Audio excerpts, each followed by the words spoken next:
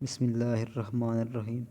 حضرت بلال رضی اللہ عنہ سے ایک دفعہ کسی نے پوچھا کہ آپ نے پہلی دفعہ حضور نبی کریم صلی اللہ علیہ وآلہ وسلم کو کیسے دیکھا؟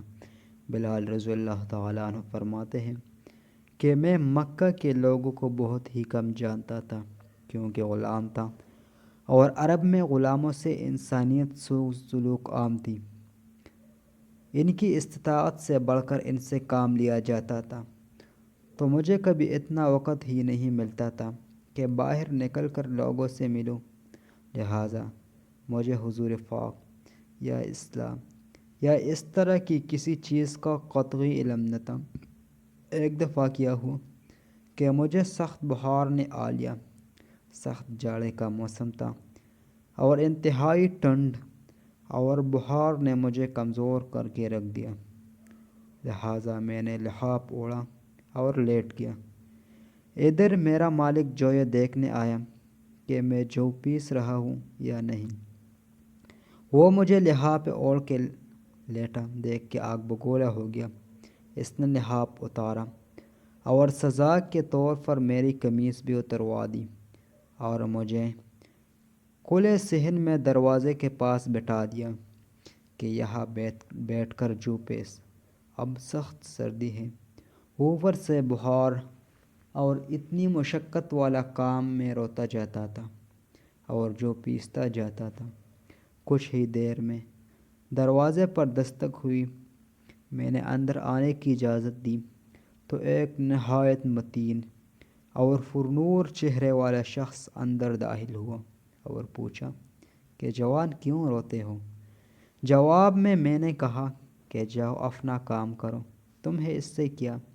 میں جس وجہ سے بھی رو یہاں پوچھنے والا بہت کم ہے، لیکن مذاق کوئی نہیں کرتا۔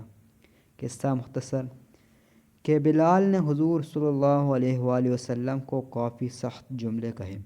حضور صلی اللہ علیہ وآلہ وسلم یہ جملے سن کے چل پڑے۔ جب چل پڑے تو بلال رضی اللہ تعالیٰ عنہ نے کہا کہ بس میں نے کہتا تھا کہ پوچھتے سب ہیں پر مذاق کوئی نہیں کرتا۔ حضور صلی اللہ علیہ وآلہ وسلم یہ سن کر بھی چلتے رہے۔ بلال کہتے ہیں کہ دل میں جو ہلکی سی امید جاگی تھی کہ یہ شخص کوئی مدد کرے گا، وہ بھی گئی، لیکن بلال کو کیا معلوم کہ جس شخص سے اب اس کا واسطہ پڑا ہے وہ رحمت للعالمین ہے۔ بلال کہتے ہیں کہ کچھ ہی دیر میں وہ شخص واپس آ گیا۔ اس کے ہاتھ میں گرم دودھ کا پیالہ تھا اور دوسرے میں کھجوریں تھیں۔ اس نے وہ کھجوریں اور دودھ مجھے دیا اور کہا کھاؤ پیو اور جا کر سو جاؤ۔ میں نے کہا تو یہ جو کون پیسے گا؟ نفیسیں تو مالک صبح بہت مارے گا۔ اس نے کہا تم سو جاؤ، یہ پھنسے ہوئے جو مجھ سے لے لینا۔ بلال سو گئے اور حضور صلی اللہ علیہ وآلہ وسلم نے ساری رات ایک اجنبی حبشی غلام کے لیے چکی پیسی۔ صبح بلال کو پھنسے ہوئے جو دیے اور چلے گئے۔